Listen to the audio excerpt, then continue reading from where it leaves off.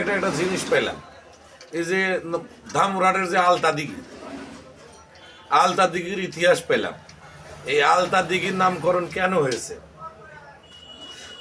ওখানে কিন্তু কারোর নাম অনুসারে আলতা দিঘি হয়নি। ওইখানেও এক রাজা ছিল। ওইখানে খরা এলো, আপনার মনে করেন বহুত বহুত শস্যের ক্ষতি হচ্ছিল, ধান মরে যাচ্ছিল, বুঝলেন? তো রানী আলতা পরায় হাইট প্যান লাগাই দেয়।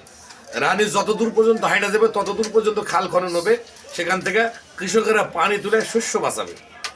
আগেকার মানুষ কত ভাবছে তার প্রজারিক নিয়ে, আর এখনকার গুলেন কি করে ভাই? ওরাই নেওয়ার ধান থাকে নাকি, কত ভাবছে তাদের ইয়ে নিয়ে।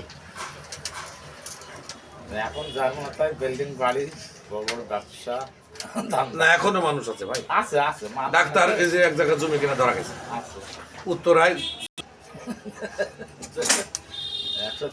100 কান্ট্রিতে তার বাড়ি, এবং একাধিক 720টা বাড়ি।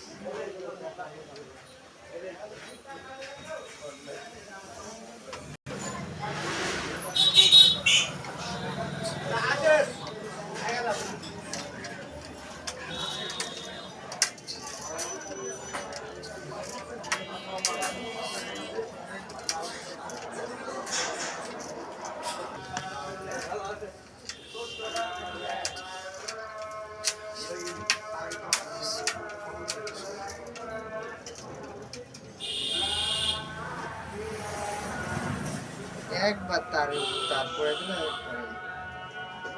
জীবন শেষ।